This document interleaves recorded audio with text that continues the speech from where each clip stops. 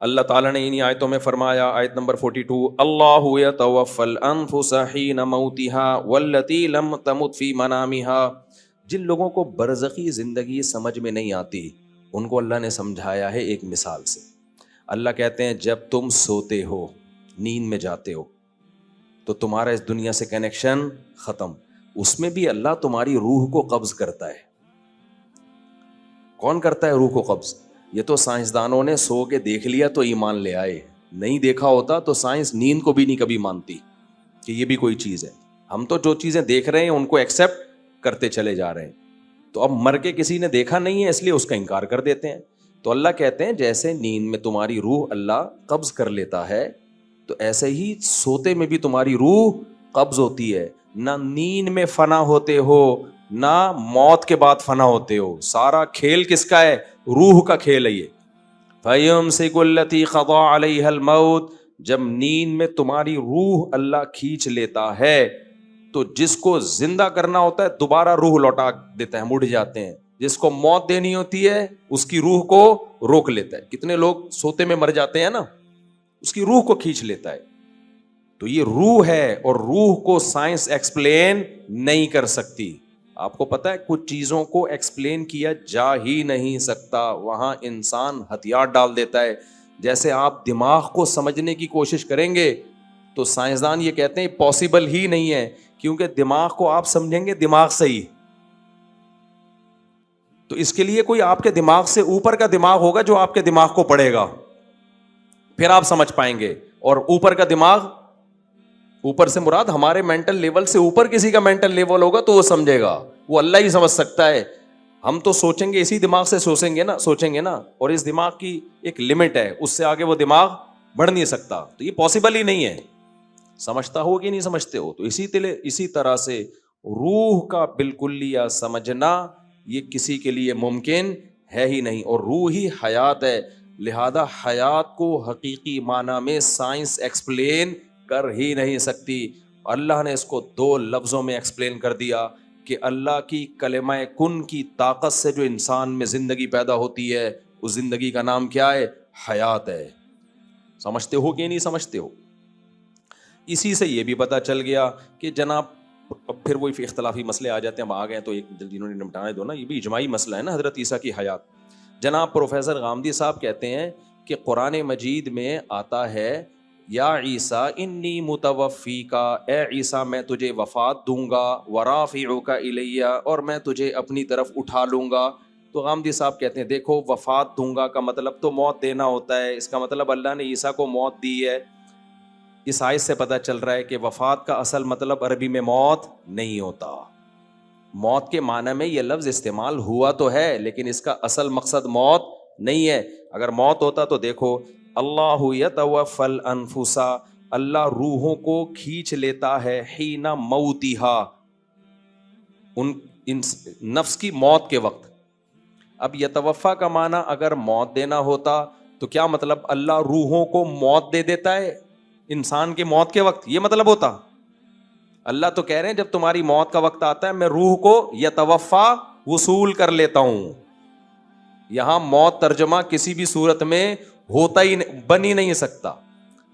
دیکھو توفا کا لفظ نکلا ہے وفا سے، اردو میں وفا کسے کہتے ہیں؟ پورا پورا چکا دینا، اسی کو کہتے ہیں نا وفا۔ یہ جو خشک موضوعات ہوتے ہیں میں ترنم سے اس لیے پڑھتا ہوں تاکہ سمجھ میں آ جائے، آرام سے، پیچیدگی میں نہ جائے۔ کہتے ہیں نا فلاں نے وفا کی ہے میرے ساتھ، کیا مطلب؟ میں نے قربانی دی تھی، اس نے اس قربانی کا پورا پورا بدلہ چکایا۔ وفا پورا پورا کسی کو کوئی چیز دے دینا، اور توفا باب تفعل میں پورا پورا وصول کر لینا۔ تو توفا کا اصل معنی عربی میں وصول کرنا ہے، موت دینا نہیں ہے۔ اگر باڈی روح کے ساتھ وصول کر لی تو اس کا مطلب کیا ہے؟ پورا جسم وصول کر لیا۔ اور اگر صرف روح وصول کی ہے، باڈی چھوڑ دی، تو صرف روح وصول کی ہے۔ سمجھتے ہو؟ یہاں کیا اللہ فرما رہے ہیں؟ اللہ یتوفی الانفس، اللہ روحوں کو کھینچ لیتا ہے، وصول کر لیتا ہے، حین موتہا، اس نفس کی موت کے وقت۔ تو موت کے وقت اگر اللہ موت دیتا، روح کو موت دیتا، تو روح کو موت تھوڑی آتی ہے، پھر وصول کس چیز کو کیا ہے؟ سمجھتے ہو؟ تبھی آگے اللہ کہتے ہیں جس کو موت دینے کا ارادہ ہوتا ہے اس کی روح نہیں لوٹاتا، روک کے رکھ لیتا ہوں اپنے پاس، اور جس کو زندہ کرنا ہوتا ہے جو روح لی تھی واپس، اس کو باڈی کو واپس کر دیتا ہوں. سمجھ میں آ رہا ہے؟ تو توفا کا اصل مطلب کیا ہوا؟ وصول کر لینا. ہاں موت کے معنی میں استعمال ہوا ہے لیکن اصل مطلب اس کا وصول کرنا. تو اب میں آیت کا ترجمہ کرتا ہوں. اللہ کہہ رہے ہیں عیسیٰ علیہ السلام کو، یا عیسیٰ انی متوفیکا، اے عیسیٰ میں تجھے وصول کر لوں گا. ورافعوک الیہ، اس کی صورت کیا ہوگی؟ کس طرح سے اللہ تو مجھے وصول کرے گا؟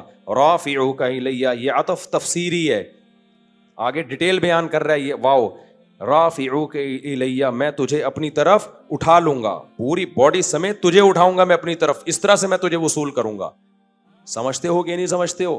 اس لیے غامدی صاحب نے اس آیت کے ترجمے میں ڈنڈی ماری ہے. سمجھتے ہو؟ تبھی میں کہتا ہوں اسلاف سے علم لوگے تو فائدے میں جاؤ گے، اس زمانے کے لوگوں سے پوچھو گے تو ضلوا واضلوا، خود بھی گمراہ ہوئے اور تمہیں بھی گمراہ کریں گے. تو یہ امت کا اجماعی عقیدہ ہے.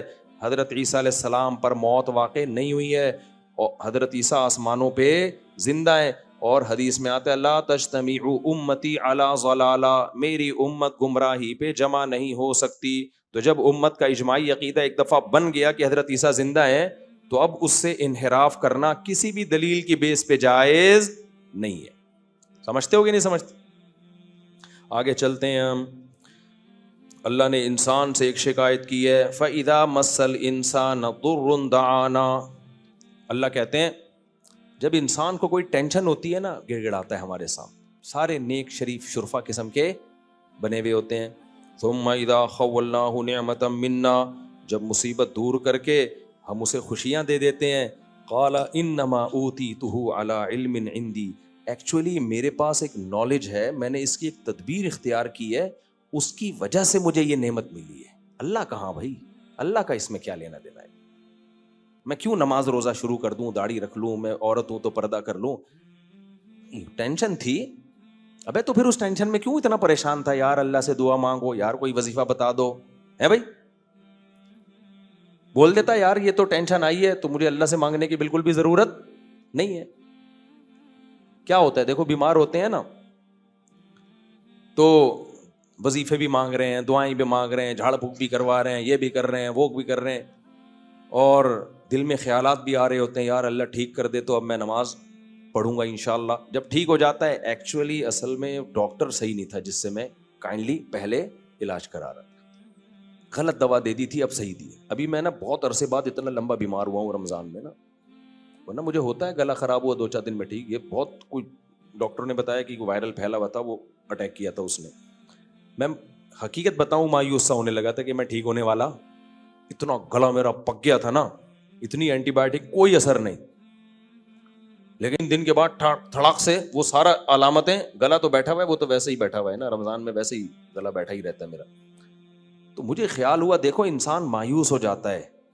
میں تو وصیتیں کرنے لگا تھا کہ بھائی اگر میں چلا گیا ہسپتال میں تو یہ وغیرہ وغیرہ نا.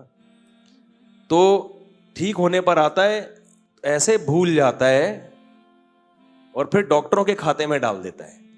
ایکچولی اصل میں میڈیسن تھوڑی چینج کی، حالانکہ میڈیسن چینج کر کے بھی ٹھیک نہیں ہو رہے تھے، بغیر چینج کے بھی ٹھیک نہیں ہو رہے تھے. تو میں نہیں کہہ رہا کہ ڈاکٹر کا اس میں دخل نہیں ہوتا بھائی، ڈاکٹر کی دوا اگر آپ کو لگتی ہے تو اس میں بھی کس کے ارادے کا دخل ہوتا ہے؟ اللہ کے ارادے کا. کتنے لوگ ہیں اچھے بھلے تھے، ڈاکٹر کے پاس علاج کے لیے گئے، ٹیکا لگا کے بندہ ہی مار دیا ڈاکٹر نے. پھر ڈاکٹر آرام سے کہتے تھے ایکچولی سائیڈ افیکٹ. ایکچولی اصل میں تو وہ 100 میں 1 کو سائیڈ افیکٹ ہو جاتا ہے، اس کا ری ایکشن ہوتا ہے. تو یہ انجیکشن نے ری ایکٹ کر دیا اصل میں. بھائی کچھ بھی کیا، موت زندگی کس کے ہاتھ میں ہے؟ اللہ کے. تبھی تو ابراہیم علیہ السلام نے فرمایا وَإِذَا مَرِضْتُ فَهُوَ يَشْفِينِ، میں جب بیمار ہوتا ہوں تو مجھے شفا کون دیتا ہے؟ اللہ. تو بھائی ہم ملحد نہیں ہیں، ہم مادہ پرست نہیں ہیں کہ ہر چیز اسباب کے کھاتے میں ڈال دیں. ہم کس پر ایمان رکھتے ہیں؟ اللہ پر. اسباب میں جان ڈالنا بھی اللہ کا کام، اسباب سے جان نکالنا بھی کس کا کام؟ اللہ کا کام. تو اللہ کہتے ہیں انسانوں میں بہت سے ایسے ہیں ٹینشنوں میں آتے ہیں، اوہ بھائی اللہ اللہ ہی لگا ہوا ہے. جب ٹھیک ہو گئے تو پھر یہ پہلے تو دعا مانگ رہے ہوتے ہیں اللہ نے کی، اللہ تو ٹھیک کر دے، اللہ تو ٹھیک کر دے. جب ٹھیک ہو گیا تو پھر یہ نہیں کہہ رہے اللہ نے ٹھیک کیا، کہہ رہے ہیں وہ اصل میں نے وہ دماغ اپنا استعمال کیا. تیرے بھائی کے پاس دماغ تو تجھے پتا ہے بہترین دماغ، تیرے بھائی کے پاس تجھے پتا ہے دماغ کیا ہے، بہترین دماغ ہے، اور پھر قابلیت بھی ہے. جیسے غربت میں جب غریب تھے تو پیسہ نہیں تھا، رو رہے تھے، دعائیں مانگ رہے تھے، پیسہ آ گیا. مائنڈ ہے یار، مائنڈ ہے. یہ جو لوگ غریب ہیں نا، یہ اپنی نااہلی سے غریب ہیں. ان لوگوں کے پاس میرے جیسا دماغ ہوتا، میرے جیسی صلاحیت ہوتی، نوٹ چھاپنے کی مشینیں بنتے. یہ کمبختوں کو پیسہ کمانا آتا ہی نہیں ہے، پوچھتے بھی نہیں ہے، مجھ سے مشورہ بھی نہیں لیتے. ابے جب تیرے پاس پیسہ نہیں تھا، غریب تھا، تو اللہ کے سامنے کیوں رو رہا تھا؟ پھر آ کے کہہ دیتا اے اللہ سے کچھ نہیں ہوتا، میرے پاس مائنڈ ہے، میں غریب ہوں، دوبارہ کیا بن جاؤں گا؟ دولت مند. تو پہلے مایوس ہو جاتا ہے. تو اللہ نے ہمیں بتایا کہ ٹینشن میں مایوس مت ہونا. جب ٹینشن ہے وہ بھی اللہ نے